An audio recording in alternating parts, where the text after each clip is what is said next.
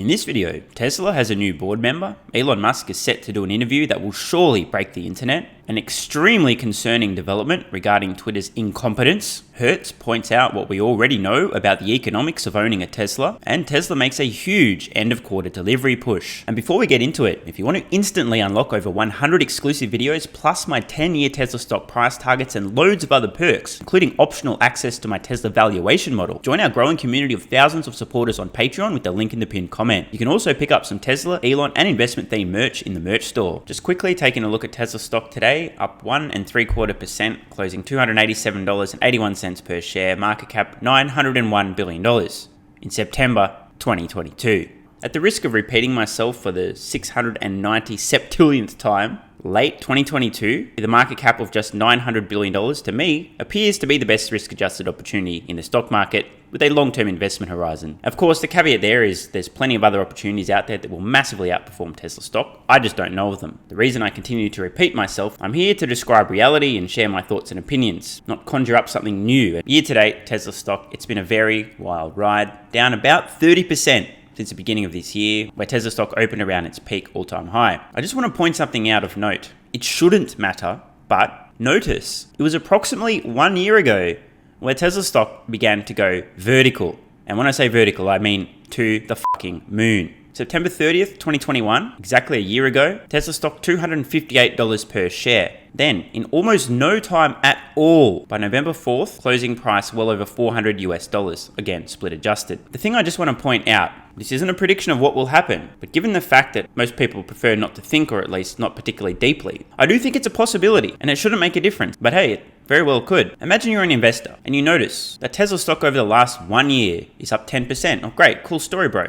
What if we shift forward 1 month? If Tesla stock remained at the exact same price it is today, $287 per share, but we move forward 1 month, give or take, 11 months ago, Tesla stock $370 odd per share. If Tesla stock is the same price in a month's time as it is today, over the last 1 year, it will be down close to 30%, as opposed to up just over 10%. If we go a little bit further forward, the 1 year loss will be even greater. The reason I point this out now is I won't be surprised if I could basically copy and paste the beginning of this chart of Tesla stock price, slap it on the end over here, and relatively accurately project Tesla's stock price in the next month or two. Of course, like I said, literally anything could happen, but this is something that I've noticed. A lot of investors, rather than looking at the fundamentals of the company and their execution, are like, what's it done over the last year? Oh shit, wait, it's down 30%? Huh, maybe that's a bargain. Just putting that out there. And shout out to K10 over on Twitter. This came across my feed this morning. A new upcoming Elon Musk interview. Guess who? Russell Brand. Amazing show. Who are you planning for your future guests? I love Glenn, by the way. That's from Skippy83. Skippy83, we're going to be talking to Vandana Shiva. We're going to be talking to Elon Musk. Elon Musk's coming on next week. This will absolutely break the fucking internet. Why do I say this? Well, Elon Musk has a brain and likes to share his thoughts and opinions rather than being spoon-fed what to do and believe. You know, when the fascists try to forcibly shut down the Tesla factory despite national orders that they're essential manufacturing, they need to stay open. Elon Musk says, get fucked, mate. I'm opening the factory. If anyone gets arrested, arrest me. Big balls, big brain, and an unwillingness to cower. Russell is the same. For those that don't know, which is probably not that many of you, Russell has now built a YouTube channel with approximately 6 million subscribers, and recently had a video removed for misinformation or some other bullshit. It'll probably get deleted from YouTube because I misrepresented exactly why it was deleted, so dear YouTube censors, go f*** yourselves. In fact, straight to the horse's mouth, let's see what Russell himself had to say about this farcical, ridiculous censorship from YouTube. We have been officially censored by YouTube. They took down one of our videos for misinformation. But why are big media organizations not censored for misinformation in the same way? Is it because YouTube are part of the mainstream media now? Earlier this month, we did a video about the changing narratives around the pandemic and treatments, in which we cited information on official government websites which we misinterpreted. I'll have to be careful talking about it now because I don't want to make the same mistake that's had one of our videos pulled down and an official warning issued. The good news is we're moving to Rumble. All of our content is up on Rumble first and we'll be streaming on Rumble every day. We have been persecuted for misinformation, and it's right, we have a responsibility to make sure that the information we convey is absolutely 100% as accurate as it possibly could be. In the mistaken video, we said that the NIH were recommending the use of What we should have said is they're trialing. That's what we should have said. You pointed that out to us. We made an apology video. We've taken that down as well. YouTube took down our original video. We've taken down the apology video because in case we reiterate the claim while apologizing for it. So both of those videos you can watch right now on Rumble. They're still live on Rumble. That's the reason we're joining them, because they're not going to censor our content. And this misinformation strike and takedown demonstrates exactly what it is we're talking about. We made an error, in my opinion, a relatively small error, and we're being penalized. For me, that looks like censorship. And the reason I think it looks like censorship is because there's mainstream media misinformation up all the time. Now, apologies in advance. I do need to obscure some of the terms used here. Otherwise, the automatic algorithm flags this video. Next minute, treading on thin ice. I'm sure you can fill in the blanks. Now we know that the vaccines work well enough that the stops with every person. Person gets exposed to the virus, the virus does not infect them, and not then use that person to go anywhere else. Now, I think most of us know now that that's not true, but that video is up on YouTube right now. In my opinion, that's misinformation. So we're asking, is there one standard for independent news broadcasters like us on our channel and a different standard for what we would call the mainstream media? The answer obviously is yes. The very fact that this video has been published has received an insane amount of attention, and the MSN BS video is still up with actual misinformation about the very subject matter that Russell and his team accidentally misspoke about makes the fucking point. YouTube still, today, no explanation, no consistency in how they're applying their supposed censorship and fact-checking and misinformation policy. It's an absolute fucking farce. Of course, we already know that all big tech is completely infected by the woke mind virus. The woke mind virus, of course, being used as a tool to divide the American people. We also know, at least hopefully we know, that big pharmaceutical companies are some of, if not the biggest advertisers everywhere, especially in the United States. Not just on television, but also elsewhere. Let's think about this for a minute here. Big pharma, huge ad revenue to the mainstream media. Mainstream media pushing certain narratives, squashing other narratives. Oh, I've tried this treatment. Hey, don't say that. Heads, horse, some bullshit. Joe Rogan, cancel Joe Rogan right now. Cancel Joe Rogan, cancel Joe Rogan. Please cancel Joe Rogan. He's not allowed to say that thing that might be a viable alternative. No, don't even talk about that. You're censored, you're deleted, you're fact-checked. Russell trying to point out in this piece, hey guys, you know that thing that everyone was trying to cancel Joe Rogan about, the whole mainstream media attacking the guy, and well, now it's slipping into the CDC website. Oops, I misspoke, next minute, censored. Of course, there's absolutely nothing going on here. It's not like YouTube's in the pocket of big pharma, or US government's pressuring YouTube, or big tech is completely infected by the woke mind virus. That's a total coincidence, and the only reason that the MSN BS misinformation is still up is because YouTube hasn't quite got to it yet. They've got much more important things to do, like considering whether to ban me for making this video where I've done nothing wrong, but asked a few questions that might be a little bit uncomfortable, and you know, it seems to be the case. You ask some uncomfortable questions and bang, you're gone from the interwebs. The good thing is, I give literally zero fucks. I would rather speak my truth than act constantly from a place of fear. And if you really want to know what I think about many of these topics and more, you can join Patreon. I still haven't been cancelled there yet. Might only be a matter of time. Touch wood. So if you'd like to join Patreon, over 150 exclusive videos, all sorts of topics, plenty of controversial stuff. Some of it that I literally cannot, because it's against the policy, cannot even say here on YouTube. You can join Patreon with the card in the corner or the link at the pinned comment. So the point of that long-winded rant, I can all but guarantee Elon Musk speaking to Russell Brand, much of the conversation will revolve around the woke mind virus, the divisiveness of the political left in the United States. Every time I say that, people get super fucking mad, but it's true. Just to be clear here, because I know there's people with a very small brain and a very large emotional reaction to literally everything I say.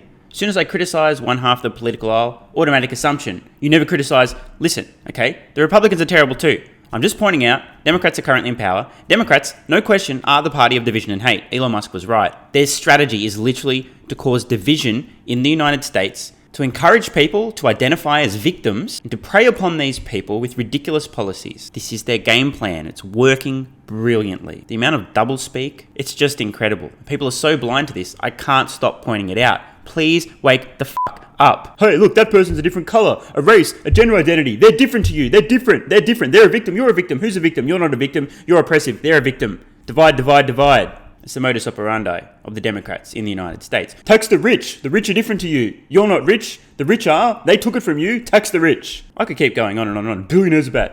If you don't agree with everything I say, you're a misogynist, a racist, a sexist, a homophobe, a transphobe, what are all the other phobes and ists? All of them as well. Why isn't that emoji in your profile? Do you not support the current thing? Are you a racist? Do you hate people? Do you hate everyone except yourself? Where's the emoji? How come you're not talking about the current thing? Why don't you support the current thing? If you don't support the current thing, you must hate the current thing. Obviously, if you don't come out and make a statement about the current thing, you hate the current thing. If you're styling on the current thing, you hate the current thing. That's the only possible explanation. Obey us. Say what we say. Do what we tell you to do. Otherwise, you hate everyone. You're a misogynist, racist, sexist. Oh, and you're also trying to kill everyone's grandparents. Oh, I've also called your boss and you've been cancelled from your job and the internet. Sorry. The point, this is going to be a very controversial shitstorm of an interview. Because Russell and Elon have balls, are willing to ask questions, and would rather have dialogue and discuss ideas rather than silence and censor one another. Neither of these men will shy away from asking the tough questions and sharing their thoughts and opinions, irrespective of the consequences. By the way, if you guys are curious about exactly how f***ing insane what's happening, especially in the US and in big tech is, 2 books to recommend. Woke Inc. and Nation of Victims. You'll probably learn a bit. Stephen, I wish you'd shut the f*** up and just talk about Tesla. I do get these comments quite regularly and I understand. But at the same time, I am sorry to inform you that my testicles are both fully functional and currently active. That ain't gonna change. You don't like it,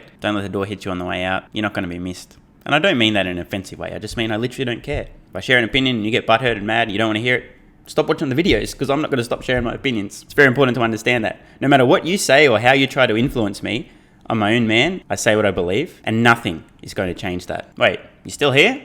All right, on to Tesla's new board member. Surprise, surprise, saw it merit some breaking news. Tesla has announced that Joe Gebbia, co-founder of Airbnb, has joined the board effective as of September 25th, 2022. This is actually excellent news. Joe is a fucking beast. I have a huge amount of respect for the guys that co-founded Airbnb. Mad respect for what these guys did. Joe in particular is a standout. No offense to Brian and Nathan. For the record, I actually met Joe, Brian and Nathan back in 2014. It's a very long story, but the short version, I used to do Airbnb hosting and I was really fucking good. So good in fact that Airbnb personally reached out to me, used to take me out to dinner, pick my brain. Not making this shit up. In fact, they flew me out to the inaugural Airbnb Open to present a workshop called Surprise and Delight. And exactly what was the subject? How to be an awesome host. How to surprise and delight your guests. It's been about 10 years since I began hosting people on Airbnb. I loved the experience. It was fantastic and also helped fund some of my early investments. The reason I mention this, I did actually get to spend some time, 4 days during the Airbnb Open, the inaugural event in 2014, hearing from the founders of Airbnb, having private discussions and also hearing them speak publicly about their plans, their strategy. And Joe is an invaluable asset to Tesla's board. The guy has a massive brain, is super creative and truly is a business genius. This is definitely a 200 IQ decision by Tesla. And just for fun, stick around till the end of this video. I'm actually going to read some of the reviews of me as a host on Airbnb and actually also as a guest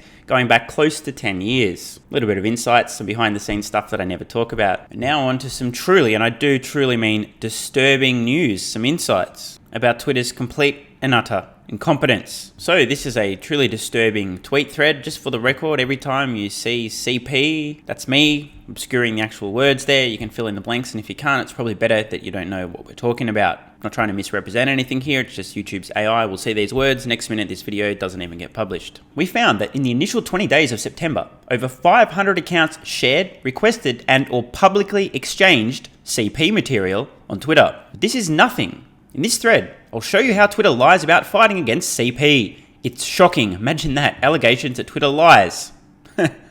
What crazy world are we living in? This guy's crazy. He doesn't know what he's talking about. Must be an Elon fanboy. But before going ahead on how some people on Twitter are unethical, let's start with some facts. While you're reading this tweet, there are active networks of people that share CP material. Most of these users are likely based in Asia, South America, Africa, and India. Twitter struggles to find CP content published by English-speaking users. We have evidence that they suspend just less than 30% of these users. The percentage is lower when we talk about Chinese-speaking users, close to 0. You read that correctly. Kind of puzzling. We found several networks of Chinese-speaking users, likely based in China and Hong Kong, that share CP material on the platform and are still active after months of activity. Don't be surprised. Even some English-speaking users are active for months, even years. Twitter says they have a super team and super technology to remove CP. And of course, it's a priority. They said they moderate billion of zillions content. In other words, they're definitely moderating a lot of stuff. It's a huge priority. And they have a super team with super technology to ensure that this all gets removed. Do you believe them? You should not. Twitter is lying. Here's why. Gee, some big allegations that Twitter are lying here. Definitely the first time in the company's history. Before publishing our research, Reuters contacted Twitter for comment. And you know what? Twitter, in the beginning, refused to comment and wanted proof of our findings. In the meantime, they started to take time and tried to erase the pieces of evidence. Imagine fucking that. We agreed to share with Twitter 20 accounts that promoted CP as evidence that we were serious. Twitter removed these accounts, but they wanted more. The reason? Twitter had not been able to find these accounts alone. They can't protect children. That's right. A third party able to identify hundreds of accounts that Twitter, with their super team and their super technology and their high priority, couldn't identify. To the point of embarrassment, they literally need to ask a third party, hey, can you tell us the accounts that you found that have the stuff that we're supposedly good at finding but we can't find? Thank you. Twitter pushed to have all the 500 plus accounts that shared CP. We waited more than 24 hours before sharing the list because we wanted to ensure that they were incompetent. I could have told you that, bro. We shared the list for children, not for Twitter. But it's not finished. There is more. Reuters was preparing to publish its piece about CP on Twitter. And you know what? Twitter this morning tried to anticipate the Reuters article, sharing a fake scoop with Business Insider Trading. Here's the scoop. Twitter told advertisers this morning it had mistakenly served ads on profiles that were selling or soliciting CP material. Twitter discovered nothing. This is the result of our work and the outstanding work of Reuters reporters. Dear Parag Agrawal, who's currently giving Mary B. Asparra a run for her money as CEO of the century. You and your managers are liars and unethical. You're lying about CP. Are you serious, guys? Twitter says they'll do better, care, invest, hire, and so on. For them, it's all about PR. It's all about protecting Parag and the executives. The truth is different. They are misleading investors, advertisers, and authorities. Quote, but it's about children. Yeah, but they don't care. Twitter and CP is not new. It's been happening for many years. We believe at least 2,000 users linked to the network we found are still actively looking for CP, and it's the tip of the iceberg if we consider users speaking languages hard to analyze and detect, e.g. Chinese. Now, we can be indifferent or ask for justice. Tell your representatives. Ask for help from authorities and organizations, and tell your brand to stop by advertising on Twitter until Twitter and Parag tells the truth about CP on its platform. It's up to you. It has been one of my worst work experiences. Working on these topics is disgusting and disturbing. Parag and his executives should be ashamed. I'm sorry, but Twitter is a toxic company. I understand lying on bots and playing dirty, but this is too much. Here's the link to the Reuters article, and as Elon Musk said, this story is, quote, extremely concerning. Consideration. After reading this thread, after reading how Twitter executives act, if they lie about CP, try to erase the evidence, and play dirty, do you think they feel remorse in other cases if they have to protect their interests? Do you trust Parag? And the final tweet in this thread, well done Dyson, Mazda USA and Ecolab. Quoting Reuters, major advertisers including Dyson, Mazda and chemical company Ecolab have suspended marketing campaigns or removed ads from parts of Twitter because their promotions are appearing alongside tweets soliciting CP, the companies told Reuters. So, nothing to see here. Move along and don't ask any questions. Now heading over to Electrek. Quote, Tesla is making large fleet deliveries at the end of the quarter, which will tie nicely into the next segment. Tesla is making large fleet deliveries at the end of the quarter as it pushes for a new all-time delivery record, which it's going to smash. Absolutely smash. Over the last few years, large fleet operators like rental car companies and car subscription services have started to invest heavily in electrifying their fleets. You know why? Because 1, they have brains, 2, they use their brains in conjunction with a calculator, did the math and realized, holy fuck, we'd have to actually be morons not to transition our entire fleet to electric vehicles ASAP. Massively reduce costs for ownership and maintenance. These things especially matter when you're talking about fleet vehicles. As I've mentioned in the past, when consumers who, let's be honest, are less likely to do the numbers when looking at a purchase of a vehicle, just the facts, if you're a CTO at a company, it's your job to save and make money. If you're a consumer purchasing a vehicle, you may have higher priorities, like compensating for your small penis. But the point is, even the dumbest of consumers will eventually realize they'd have to be a moron not to buy an EV. This means large orders of new electric vehicles when electric vehicles are already seeing overwhelming demand and significant supply constraints. Earlier today, we reported that Tesla is expecting a, quote, very high volume of deliveries over the last few quarters of this week. Now, Electric learned from sources familiar with the matter that Tesla is focusing on delivering large fleet orders at the end of the quarter. Makes sense, right? Which is easier? Which is more logistically feasible toward the end of the quarter to maximize the number of deliveries? Delivering, let's say, 10,000 vehicles to 10,000 different locations, or delivering 10,000 vehicles to one location? I think you get the point. Tesla is delivering large portions of orders from rental car companies like Hertz's order of 100,000 Tesla vehicles and EV subscription companies. Last year, Hertz announced an important effort to electrify its fleet of rental cars, led by a massive purchase of 100,000 Tesla Model 3 vehicles. More recently, the company added Model Y vehicles to the order. The rental car company said it expects to have all 100,000 Tesla vehicles by the end of 2022, and it is getting a lot of them this week. More are expected to be delivered in Q4. The Hertz deal has gotten a lot of attention, but other rental companies like Avis and Enterprise have been buying Tesla vehicles too. It's almost like the people there responsible for the numbers know how to use a calculator, have a brain, and have done both of those things. All roads lead to transitioning your entire fleet to EVs, but not just any EVs, Tesla. They're the most efficient powertrains. You get even more bang for your buck. Scott Painter, CEO of EV subscription service Autonomy, told Electric Today that they are expecting to take delivery of about 500 Tesla vehicles by end of week. Autonomy announced its service earlier this year. At the time, the company disclosed having 100 Model 3 vehicles and said it planned to have 10,000 by the end of the year. It has been more difficult than expected to secure those vehicles. In July, the company was taking delivery of about 200 Tesla vehicles per week, but Painter said that supply all but dried up over the last 2 months. Painter also said that Tesla has let them know that deliveries should pick up in Q4. I wonder why that would be. Something Austin factory ramping up. Autonomy is expecting its Tesla deliveries to increase 70% in October and 400% by the end of the year. It is currently buying everything it can get its hands on, since about 5,000 customers are waiting to get an EV under its monthly subscription service. Strong demand. Last month, the company ordered 23,000 electric vehicles, and Tesla got the largest portion by a wide margin. Painter said, like Hertz, the company is not getting any discount from Tesla for its large order. Why? Tesla in a position of strength. We see any companies, especially if they have EVs, doing discounts for fleet scale orders. You know they don't have sufficient demand. They're willing to take a hit and sell their vehicles for a lower margin than they could have otherwise to consumers because they're desperate. And speaking of fleets buying a shit ton of Tesla vehicles because they're not idiots, time for some comments from the Hertz CEO. Well, rental car giant Hertz has inked a deal with BP to develop a national network of electric vehicle charging stations in the U.S., powered by BP's EV charging business, BP Pulse. Hertz CEO Stephen Scherr joins us now to discuss the very latest alongside Yahoo Finance's Brian Sazi. Stephen, great to talk to you. You have been moving very aggressively in expanding your EV fleet here. Tell me how this deal puts you in the position to reach that goal of 25% EVs by 2024. Well, thank you, and thanks for having me. You've seen us make announcements over the last several months around electric vehicles that we are purchasing, whether it was Tesla, Polestar, General Motors. But now we're focused with this announcement on the infrastructure that's needed to really run this. And our ambition here is to partner with BP and eventually others to create a nationwide network in the United States where our customers will have seamless ability without any anxiety to get a charge on their car when and where they need. And it'll be seamless billing across. So Hertz will put its customers in a place where they can be indifferent to the network they use.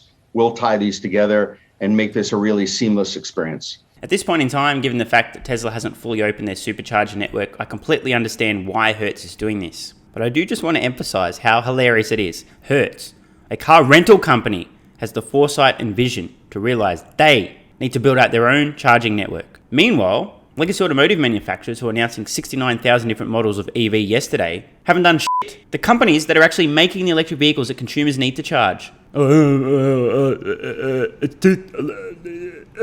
too dumb to be proactive in this regard. A fucking car rental company has the vision and foresight to get their own charging network happening. Now, to be honest, if I was Hertz, I would have called Tesla and go, look guys, let's arrange something. Can we get access to all of our Hertz customers on your network first? Tesla might have said yes. Maybe they said fuck off. Who knows? Maybe Hertz already did have that conversation. But the point is, GM should be doing this. Ford should be doing this. Volkswagen should be doing this, and not as a result of the fine from Dieselgate. Toyota should be doing this. Hyundai should be doing this. Kia should be doing this. They should all be doing this, but they're not. Stephen, I think the last time we talked with you just inked the deal with the team over at Polestar. The Tesla deal now in place, just inked a deal with General Motors too. How many electric cars are in the fleet currently? And let's say a year from now, how many will you have? Well, we're at about 5% of our fleet right now that is electric. And our ambition is by the end of 2024 to be at about 25%, so a quarter of our fleet. I think that's a demonstrable step in the context of what we want to bring to our customers by way of a diverse set of choices on electric vehicles. But I think this announcement really begins to create a competitive edge for us where not only will we have the cars, but we will have the infrastructure such that our customers can get out on the road, corporate, leisure, or rideshare, and really, take advantage of all that I think is really positive around electric vehicles broadly. Do you guys understand how fucking absurd this is? How embarrassing for legacy automotive manufacturers that are fucking car rental companies thinking, customer experience. Yeah, we definitely need to build out a charging network for EVs. Hertz. I know I'm laboring the point here, but fucking Hertz is building their own charging network in partnership with BP. They understand the EV revolution is happening. They understand how important it is to have this infrastructure in place. Legacy automotive manufacturers are just asleep at the wheel. Don't know what else to say. It is unbelievable. Stephen, I'm curious about the demand for these electric vehicles, for renting them, because I will tell you, back in May, I rented from Hertz, and I had the choice of renting a Tesla or a gas-powered car. I was going to Philadelphia for my college reunion, and it turns out that I went with a gas-powered car, even though the price was pretty comparable, because I was afraid of not having a charging station when I got to Philly. I'll try not to be too rude here, but I am going to be honest. Let me put it this way. I'm absolutely not surprised that a part of the mainstream propaganda machine, the FUD fire hose, the mainstream finance media, the fake news, has bought her own bullshit. Can you imagine in 2022 in September not understanding how comprehensive Tesla's supercharging network? To not realize? To be worried about there being a charger in Philadelphia? The point, however, that I'm getting at, we live in our little EV bubble here. We all know the future. Most people don't. Most people have been buying the FUD. They think an EV goes like 69 miles before needing a recharge and then takes 24 hours to charge. We're at a tipping point now. Your friends, neighbors, colleagues start to get an experience with an EV, most likely a Tesla. Oh, what about charging? Then, of course, your friend, family member, colleague, or someone goes, bro, there's charging networks everywhere. There's literally thousands of them. It's not a problem. Oh, really? Oh, I didn't know that. I listened to the mainstream media. I thought that you couldn't charge anywhere. So dinosaurs going to dinosaur, but the good news is eventually they're going to wake up. So the question is basically, what has the demand been like now that you have these Teslas to offer? Well, first of all, thanks for your business as a customer of Hertz. Demand has been very, very solid. And remember, we're seeing demand not just among leisure travelers, but also among corporate travelers, where in fact corporations want their employees in an electric vehicle to satisfy some of their own carbon footprint objectives. And then, of course, we've been renting to Uber and Lyft as part of the ride-sharing network. So demand across all three has been very strong. You were obviously fortunate at a moment in the market when, in fact, pricing was indifferent as between the two. But now, given demand, we are getting premium pricing on electric vehicles. And I'd also point out, from a financial point of view for Hertz, the maintenance is appreciably lower on the electric vehicles. We're seeing it 40 to 50% lower, just given the nature of the car itself. As I said earlier, clearly Hertz have people with brains who know how to use calculators, who engaged said brains and used said calculators and went, oh, half the maintenance costs? Let me punch that into my spreadsheet. How many tens or hundreds of millions of dollars a year will that affect our business in a positive way? Okay, let's order those 100,000 Teslas ASAP. This is important. Hertz CEO out loud in the mainstream finance media pointing out something that clearly a Tesla fanboy is not to be taken seriously, so if they say it, well, it doesn't count. But it's the Hertz CEO telling the Yahoos on Yahoo Finance, maintenance costs on a Tesla, like half that of an ICE vehicle. That's why we bought them. But demand is there, very strong, and across all. I would point out, because you highlighted a point that people raise quite often, which is about the anxiety of charging. And obviously, our announcement with BP today, which will broaden out our network, will diffuse some of that anxiety. But what's interesting is that almost 50% of rentals at Hertz are driven a distance where the car would not need a single charge. And so I think the anxiety is understood, but it's early, it will dissipate. And what we're doing with BP will further help that effort. Stephen, you mentioned the maintenance costs for EVs, certainly going to be lower, but there's also the question about what this means from an electricity cost standpoint. You've got the infrastructure in place with the chargers, but we've had issues play out where the chargers are there, but the grid can't necessarily support it when demand is at a peak. What does that planning look like as you move towards that target of 2024? Well, you've hit on one of the real issues why engaging with BP is an important step.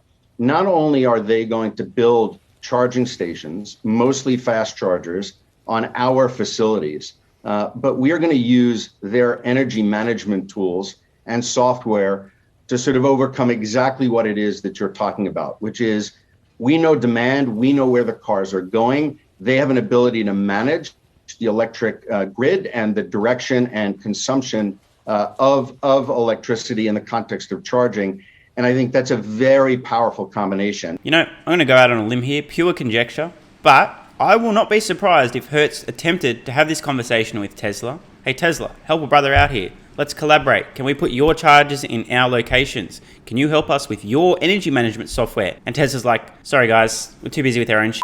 Talk to someone else. We'd love to help, but way too fucking busy. Sorry. I suspect that BP probably wasn't the first choice of Hertz, but you never know. And your question comes right at it, which is, this is not just about the physical infrastructure. It's about the ability of BP and ourselves to manage, where cars can be charged based on what's available on the grid, across the network. So credit where it's due. Hertz making some 400 IQ decisions at this point in time. You had to ask me a couple of years ago what I thought of Hertz. Probably would have choked on my own vomit. Well, wonders never cease. And now, as promised, something completely off topic. If you're not interested, see you later. Otherwise, I'm going to share a few reviews from Airbnb, both from guests and hosts. Might give a few insights into my personality, which is slightly different from the guy you see on YouTube. In case you haven't figured it out, the guy you see on YouTube is an accentuated caricature of the guy you might meet in person. So if you happen to be interested in some of these Airbnb reviews, both from me as a host and a guest, let's get into it. And if not, you don't have to watch, so I'm not going to be offended. But I thought a few people might find this curious. Might explain why I continue to get so lucky. Some reviews from people who've hosted me as a guest on Airbnb. The only problem is that Stephen is so driven and so busy that over 4 weeks, we rarely saw him. He normally leaves the house at dawn and returns home about 10 p.m. We had to email him to keep in touch. As for breakfast, a big day tomorrow, we'll perhaps eat breakfast in the car. Eric and I agreed that if the Australian workforce deployed half of Stephen's work ethic, Australia would lead the world. Thank you, Stephen, for not only being a great guest, but also for being an outstanding person. Even though we rarely saw you, we will miss you. You guys and girls may have heard me referencing working 100-hour weeks in my finance business. Here's a third-party witness corroborating my claims. Dawn till 10 p.m. every day of the week. Now, the reason I'm sharing this, it does give an insight into my work ethic. I mean, not my work ethic, why I'm so lucky. Every time I try something, I get so lucky. It always works out for me. I'm so lucky, like his YouTube channel. I'm lucky. Wow, was he even there? Stephen was friendly when we managed to catch each other. However, I have to be honest, I hardly heard or saw him. I sometimes forgot he was there. Thank you, Stephen. Again, lucky. I'm always lucky. I don't work hard. It's always luck. Stephen is a considerate, tidy, and Stephen is considerate. This is obviously a fake review. The guy you see on YouTube is definitely not considerate, so this is, I paid them to write this back in 2013, I swear. Stephen is a considerate, clean, tidy, and organised person. Hosting Stephen was a pleasure. He's very knowledgeable about many areas, including nutrition, exercise, science, business, and technology. I'm truly thankful to Stephen for the conversations we had as we were both into biotechnology, DNA. I thought I was a bandwagon jumper and I only got interested in DNA when ARK Invest did. And the future. It was an amazing experience hosting you, Stephen, blah, blah, blah, blah. Some experience from people I hosted. Skipping ahead to blah, blah, blah. Though I was only there for 2 nights, he was such a considerate host. Why are these people describing this arrogant motherfucker as considerate? Obviously paid this person as well. He was such a considerate host and made sure I was taken care of and satisfied throughout my stay. If you think that you're reading between the lines there, no comment. His flat was clean and tidy and full of character, and I most enjoyed our conversation. He's such an amazing person to be around and made my stay more enjoyable. Highly recommended place, blah, blah, blah, blah, blah. Stephen is a very interesting young man, aka a total fucking weirdo. Very honest review. Who knows what he wants? These are fair points. It was my pleasure to have him stay at my house for 2 days. He was very polite, considerate. This guy? You gotta be kidding me. It's obviously a fake review as well. I had a beautiful week at Stephen's place. It is a cozy swimming pool view apartment. Stephen absolutely really got me by his caring, positive thinking, life and career planning, and a volcano of knowledge and sharing, such as meditation techniques, 3D printer. It is amazing actually. Oh yeah, I guess we talked about 3D printing back in 2013. Or music, or even his family stories. He took me to a local jazz bar, blah, blah, blah, blah, blah. I stayed with Stephen for 12 days, which is the best part of my journey. Jeez, what a big rap. His house is lovely and comfortable. Feels like home, even better. The most important, Stephen is a very lovely, kind... Again, this is obviously a fake. It's not true. The guy you see on YouTube is the guy you meet in person. This is another paid fake review from October 2013. He's a walking Wikipedia full of knowledge. I learn a lot from him, even cooking. He really cared about the guest feeling and trying to enhance the level of hosting people. Blah, blah, blah, blah, blah. Stephen was an awesome host, very helpful, and committed to ensuring that the stay was as comfortable as possible. He's undoubtedly a very well-read person, and I had awesome conversations with him about various topics. Chatting with him is almost like reading an encyclopedia within a short span of time. By the way, if you're an Airbnb host and you get these kind of reviews, you're definitely autistic as fuck. Wikipedia, volcano of knowledge, like reading an encyclopedia. I mean, literally. If you get those comments, definitely an autist. Another paid review, some of the later paragraphs here. He is a very relaxed, down-to-earth, kind, polite, decent overall guy. fake news. Don't believe a word they wrote. Stephen is exceptionally interesting, aka weird, with a powerful sense of design and appreciation of life in all its facets. A wiry, true. Hardworking, true. Imaginative being with foresight and vision who always has a smile on his face and is optimistic about the future. Just want to touch on some of the discussions that came up with this guest, including he's very knowledgeable and well-read in many areas from IT to biotechnology to global warming, programming, GDP, meditation, nutrition, exercise, and on top of that, he's musical. Now, I'm not sure who's still watching, if anyone, but I thought I would share that. Maybe the most narcissistic thing I've ever done here on YouTube. But I get a lot of comments from people, sometimes wanting to learn a little bit about who I am. Obviously, YouTube, very, very Tesla-centric. But I have to say, hosting people on Airbnb was one of the best decisions of my life. It's almost as if I was traveling for a few years straight, having people from all over the world coming through my apartment, sharing their stories, having some great conversations. It was an amazing experience. I haven't hosted people in a long time. I'm well beyond that phase, but wouldn't change a thing. Just finally, if you'd like to see a little bit more of the guy that you heard about in those reviews, feel free to head over to Patreon. 150 plus exclusive videos where I'm able to more freely share my thoughts, opinions, and ideas, and my personality. You can click the card in the corner or the link at the pinned comment to join Patreon. You'll also gain instant up-to-date access to my 10-year Tesla stock price targets. So I'll see you over there. I'm Stephen Mark Ryan.